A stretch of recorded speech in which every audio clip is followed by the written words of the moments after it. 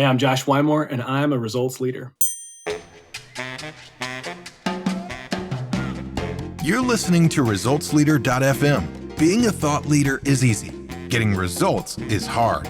This show is for the results leader who lives and dies by their results. Here is your host and Chief Results Leader, Jonathan Rivera.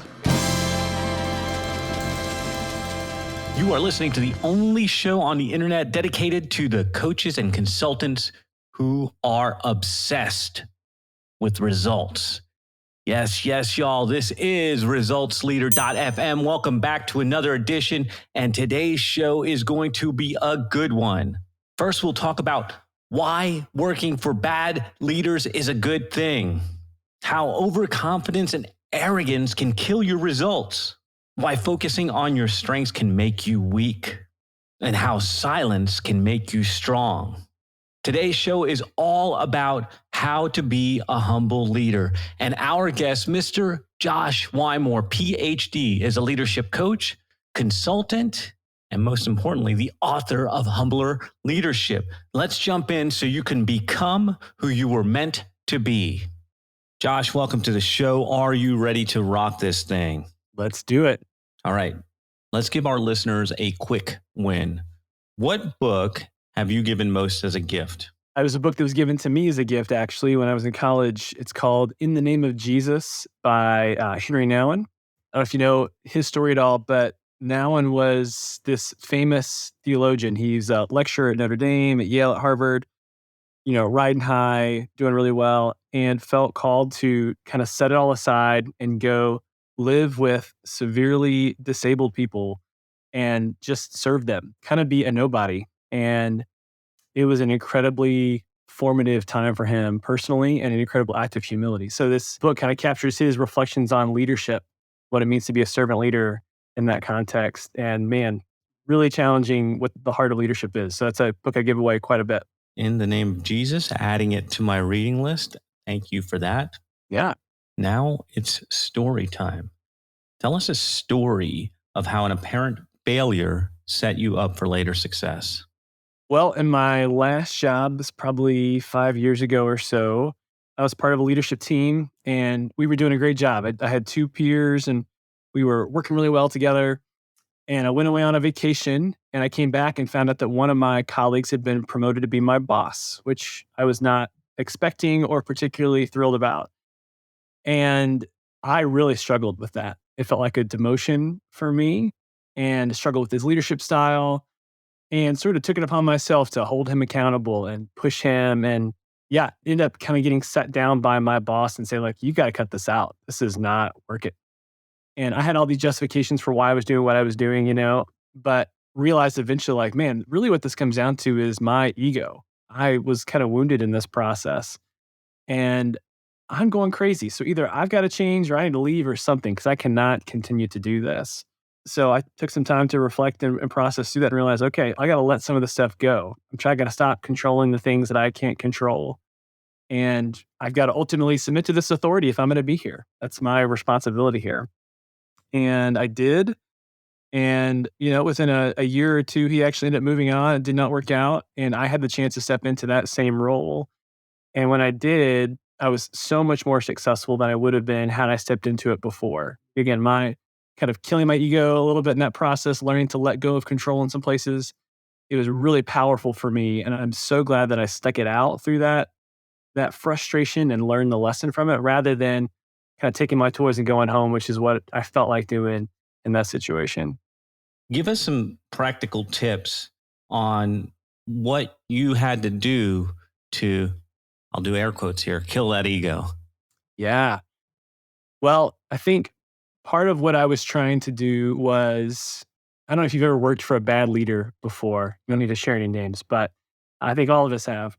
And part of what I felt like it was my responsibility to do is to be a buffer between the bad leader and my people. Because I had a team of, a dozen people I was responsible for. And so I'd try to counteract their bad decisions and make it work so my people weren't impacted, which sounds on the surface to be a really good thing. That's very, everyone wants a boss like that, right? But there were two problems with that. One is that I was ultimately being insubordinate because I'm not doing what I'm told to do. And man, if I'm still taking a paycheck from here, at the end of the day, I've got to fall in line or I need to leave. Like I can't keep doing this. Secondly, what I realized later is that it's actually making this person look better than they are because I'm kind of making it work at the ground level. And so that person doesn't have to experience the full consequences of their behavior. And so at the end of the day, when I said, you know what, I can't control the decisions that are made above me, I voiced my opinion, I tried to push back. Okay, at the end of the day, I got to get in line. When I just said, okay, it's my job to make this work as best as I possibly can. And when those decisions came to fruition and people realized they were terrible decisions, that person was then ultimately responsible. And then it ended up not working out for them. And so a part of it was just realizing I'm not God. I cannot control the universe. I cannot fix everybody else's issues. I've got this very small domain that I'm here to steward. How do I be faithful with that and let everything else land where it's going to land? Mentor, I passed on a quote that was from Milo Rediger, and it's the faithfulness of today determines the task of tomorrow. And that kind of became my mantra during that season of what does faithfulness today look like? I can't worry about tomorrow. I can't worry about yesterday. What is faithfulness today? And trust that if I do that, tomorrow is going to take care of itself. What would you say is the most worthwhile investment that you have ever made? Yeah, hands down, I would say investing in my own growth and development. I've seen you talk about the value of your mastermind classes, for instance. And it's the same thing for me that getting coaching, not just being a coach, taking time to reflect and journal. I just wrote a book on humble leadership because I've been working on my own humility for the last decade or so. And I've been working on it because it's not natural. But I've seen the benefits of that. I've seen how it's helped me connect better with clients. I've seen how it's made me more teachable, better father. Yeah. Similarly, like going to get a master's and a doctorate early in life. I finished my doctorate just before I turned 30 and seeing the compounding benefits of that. I ask better questions now. I think more analytically, all those things, investing in my growth early, knowing that I'm kind of the one resource that I'm sort of guaranteed to have the rest of my life. I could lose my house, I could lose my cars or whatever. Stock market can do what it's going to do. But yeah, spending time to become the best version of myself I can be, that has been a really worthwhile investment. You wrote a whole book on humility. It's called The Humble Leader? Humbler leadership. Humbler Leadership. Why not give our listeners a couple tips on how to be a little bit more humble and a better leader? Sure. So one of my favorite ideas in the book, there's 10 different practical things you can do to become a humbler leader in the book. And one of them is a mindset. It's called the humility paradox. What's interesting about humble leaders is we often think that they are kind of timid, meek and mild sorts of people, but that's not true at all. They actually are really confident and they can be assertive, but it's just not about them. It's not about their agenda. It's about some larger purpose. And so part of the paradox they lean into is that they're both very aware of their gifts and very aware of their limitations at the same time. They know their strengths and they're confident in the things they have to offer. And yet they know they do not have it all together. They are not perfect. In fact, they're very limited in this, and this area. And what's interesting is if you only look at one of those dimensions on its own, if you only focus on your strengths, you may think you're the best thing since sliced bread. And you may be overconfident. You may be arrogant. You may take stupid risks. On the flip side, if you only look at your weaknesses, then gosh, you're going to be just thinking all the time, man, wow, I don't have anything to offer. All those self-doubting narratives going on in your head. But as you understand both of those extremes at the same time, that creative tension that lives in between the two, that I'm highly gifted and highly flawed, humility is that creative tension in the middle. And so I'd say take time to lean into both of those and overcompensate in the direction you know you need to compensate for. So if you know you're more likely to be a little cocky, okay, spend some more time reflecting on those weaknesses. And by the same token, if you tend to err a bit more towards self-doubt, take more time to express gratitude and note the things that you're thankful for to land where you want to land in the middle. Man, I was just reading, I don't know what I was reading this morning, but it was in line with forget about your weaknesses and lean into your strengths. And you're saying you need both. How come you can't just lean into those strengths and the other things take care of themselves? Well, if I was building a job description for you, I would build a job description around your strengths. I would say, let's play to what Jonathan is naturally good at because I know this is the place he's going to most naturally be excellent. And so in that sense, yeah, let's ignore your weaknesses. But there comes a point in time where for most of us, our weaknesses become a liability on the job. If you're supervising people and you say, hey, listen, I'm a visionary, don't ask me to complete HR paperwork. That's not my thing. Well, at the end of the day, you've got to do that. And so you can't just write that off as a weakness. Now, if you hate doing paperwork, I'm not going to put you in our accounting department because that would really be a malfeasance almost on our part. But you at least need to become competent or proficient in that area. So it's not holding you back. And then let's put all the rest of your chips on your strengths. Makes sense. But I'll say from a reflection standpoint, even just being aware of that, being aware of like, you know what, I'm terrible at paperwork. Thank God we have Susan in accounting because I would be sunk if I had to do that every day. Even that awareness again brings gratitude for how other people are filling that gap for me. I'm glad you added that last piece. So, in the weakness, it doesn't mean that we necessarily have to get better at our weakness. We have to recognize our weakness and reshore it up with maybe somebody else or some other process or Right. some other way to deal with it. But we need to be aware of that weakness. Exactly. It doesn't mean you throw all your energy at it, although you might need to for a short time, but it means you got to compensate for it somehow. You need somebody or something to bring balance to the force, so to Yeah. speak. All right, let's think back. Over the last 5 years, what new belief, behavior, or habit has most improved your life? In terms of habits, I would say silence has been one of the most effective habits. I always started with kind of like a morning devotional, morning kind of quiet time to center my day, but expanding that, spending more time doing that, adding journaling to that process. And then more recently, it's been breaking up my day with the same sort of thing. So when I feel myself start to get overwhelmed or confused or weighed down, just like, you know what, let me just just stop and be silent for a few minutes. And sometimes it's to think, sometimes it's to pray, sometimes it's to take a nap, sometimes to go for a walk, whatever it is, but giving my brain that reset. There's some really powerful research on how the reason we don't work well is because we don't rest well. And I don't mean like you need to take a 3-week vacation, although you should think about that. But it's more like every day you go through peaks and troughs in the course of your day. And if you just try and like redline all day long, you're going to have diminishing returns of the course of your day. And so learning to stop and punctuate your day with moments of restoration, moments of silence, shutting off the podcast in between things, and just like being quiet for a while is so restorative and so hard. But when you do that, when I have inner stillness, then I can bring outer stillness to our conversation.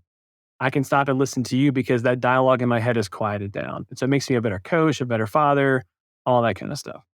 Now, when we're thinking in terms of silence, are we talking of meditation? Are we talking of prayer? How did you train yourself to get that restorative silence? It's just kind of a little by little thing. So, yeah, but just very practically right now on my calendar, every day at noon is like, hey, take 5 minutes and just stop whatever I'm doing. And when I first started that, I hated it because I'm like, no, I'm like in the groove right now. I can't break this up. But it's now a discipline where it's like, okay, I'm going to trust the process, set my stuff down, and I just walk across the room, sit in my chair, hands on my legs, close my eyes, and just breathe. And sometimes it's really helpful because some to-dos that I've kind of forgotten about throughout the day bubble up. It's like, oh, let me go write this down. And it just kind of like clears out the buffer, closes out some tabs, so to speak. And a lot of times I'm praying like, okay, God, I'm hardcore into book promotion right now. Let me just remind myself that ultimately, if this is going to work, it's going to be because of you, not because of me. And ultimately, this is your book and your business anyway. Like I don't want this to be about my agenda. So it's just a really good recentering process, and then come back with a deep breath and get back after it again. What are some bad recommendations you hear in your area of expertise? Well, I guess if I've spent 3 years writing a book on humility, that's probably the closest thing I could have to an area of expertise. But I've spent a lot of time reading research and writing on that topic. And so for humility, one probably bad recommendation is that, or bad belief is that you can be too humble.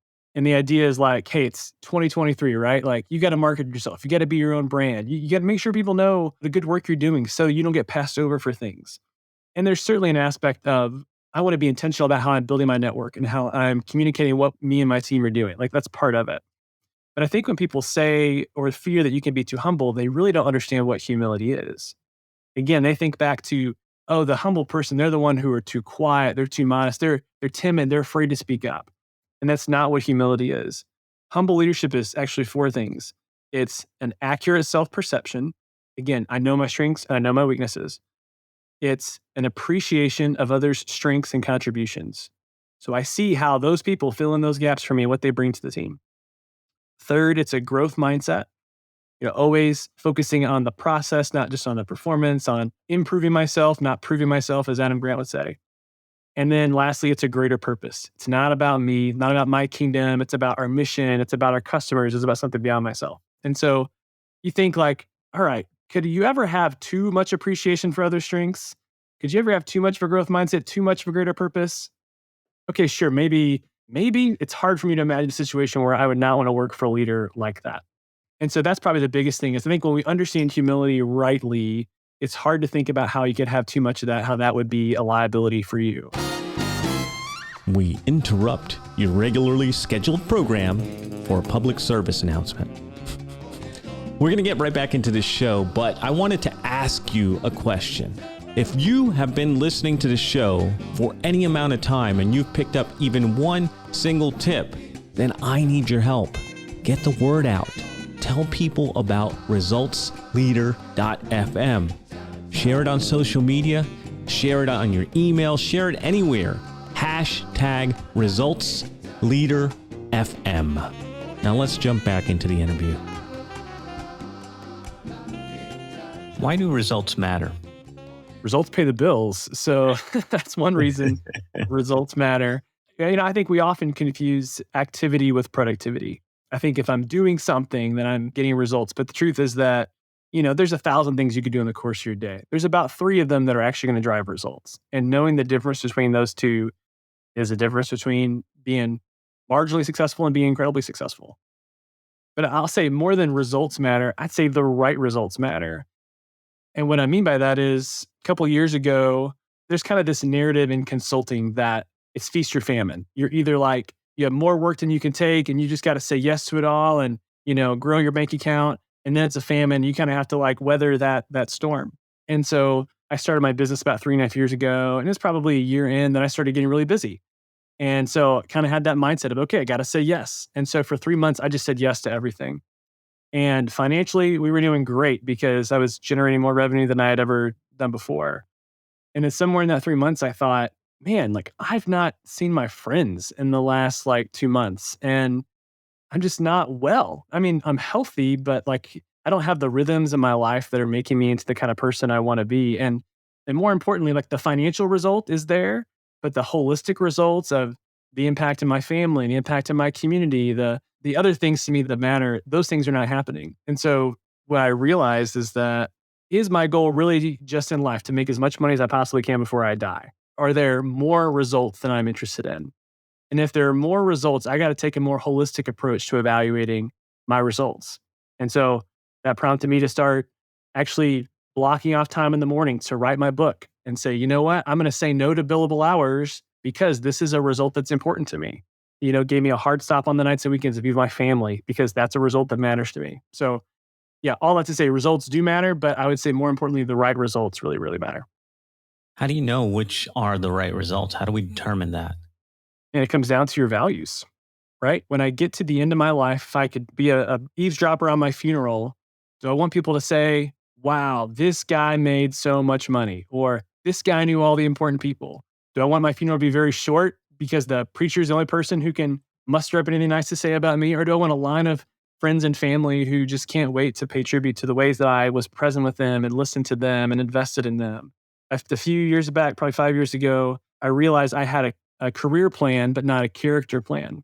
And I didn't have a plan for my legacy. I didn't know what it was I wanted to do. I knew all the jobs I wanted to get where I wanted to go, but I didn't know what those virtues or values were I wanted to be known for. And when I wrote those out and I mapped them onto daily and weekly and monthly habits, okay, if I want to be known for being a brother who's invested in my siblings, I should call them once a month, at the very least. If I want to be known for being a good steward, then I should only spend what I need to spend. And so things like that, where it's like, okay, now I've got some really concrete behaviors that I know if I do this every day, every week, every month, at the end of my life, I will have become this kind of person. And so for me, it took getting really specific about my values, really specific about the behaviors that map to those values, and then trying to start executing on that plan. Powerful. What area of your business would you like better results? I would love better results for my clients. I'm thrilled with the results that they get right now. Just yesterday, I sat with a client, been coaching for like 6 months, and he was almost bouncing out of his chair because he's so thrilled with the kind of leader that he's become. He's more decisive, he's more confident, and just more prioritized. I love that. But I am so fascinated with how do we help people really transform into really who they were made to be, the best version of themselves. That's the tagline of my business is become more. Not like you're inadequate and you need to, I don't know, buy a new car to become more secure. But really, I want you to become more purposeful, more present, more focused on the right priorities. And so, yeah, those are the things that I think my next book is probably going to be on this topic of how do we help people really transform at a character and identity level, not just sort of modify behavior or add new skills along the way. What results are you most proud of? This, this is a conversation or a question that I changed my mind on a bit too. I'm naturally a pretty ambitious person. And so when I first started off, for me, the metrics were New York Times bestseller, speaking on all the big stages, all that kind of stuff. And I've gotten to do some really cool things. I mean, I've got some really cool stories of Fortune 500 executives who have really transformed at fundamental levels. But frankly, now I think as I've matured a bit more, as I've been challenged, as I've read some good books and been sharpened by mentors and friends, I would say the results I'm most proud of right now are my kids. They're only 4 and 2, so they're still young, so they could still go off the rails in a big way. But man, I am so proud of them. They are thoughtful, caring, empathetic, hilarious, curious kids. They're not checked out at dinner playing a computer game, like they're engaging with our friends. And yeah, something I think Andy Stanley says where he says, your greatest accomplishment may not be something you do, but someone you raise. And I think that thought kind of raised this challenge for me of how would I have to live in order for the people who knew me best to be the ones who respected me the most? And that's part of the beauty of working at home, of getting to be really present with my young kids, is that I very far from perfect. My kids have plenty of issues. I could go on for that for a while. But all that said, I'm really proud of the kids they are, really proud of the dad I've been. They're on a good trajectory. And by God's grace, they'll continue on that trajectory. Any parting thoughts you want to share with the results leaders who are listening to us right now? So I talked earlier about the importance of investing in yourself. In my experience, a lot of leaders struggle with that because it feels like not good use of their time. I could spend that time getting more work done, cranking things out, et cetera, et cetera. And that makes sense if you believe that you can sort of separate your competence from your character. If I think that I can add a technique or a strategy and that'll make me more effective and fundamentally who I am doesn't matter. But Ralph Waldo Emerson famously says, "What you are shouts so loudly in my ears that I cannot hear what you say." And I believe that. I believe that, especially as a coach, I can have the right techniques and stuff like that. But if I don't fundamentally care about you and want what's best for you, if it's fundamentally more about me than it is about you, you're not going to trust me. You're not going to get the results you need. I've got to learn to beat that ego into submission and to be present in the moment. I truly believe that the greatest gift I have to offer someone else is my ongoing transformation into the person I was made to be. And if you believe that idea, then it makes sense to invest in education and training and silence and stillness and wellness, all that kind of stuff. And so that'd be my parting thought is that as you think about the results that matter, first of all, make sure they're the right results, not just someone else's definition of success for you. And secondly, make sure that you have the right process, which is that you are investing in yourself to become who you were meant to be, who you were created to be, so that you can bring what you need to bring into the world. I know our listeners are going to want more. So where can we get more from you? On my website, it's the easy place to find me, Josh Wymore. It's Wymore, joshwymore.com. And LinkedIn is where I'm most active. So would love to connect on there. Bro, come on, drop the book name again. The book is Humbler Leadership, How to Enhance Your Effectiveness and Enrich Your Life. And it debuts February 1st, 2023. All right, brother. Thank you for hanging out with us. It has been an absolute pleasure. Thank you, results leaders, for tuning in. Another episode is in the can.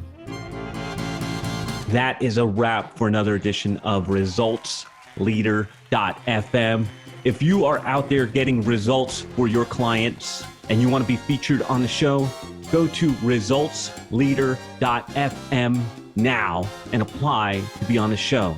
And if you love what you're hearing, share the show, give us a rating and review, do anything to help us get the message out there. Thought leadership is easy, but results leadership is hard. We'll catch you on the next one.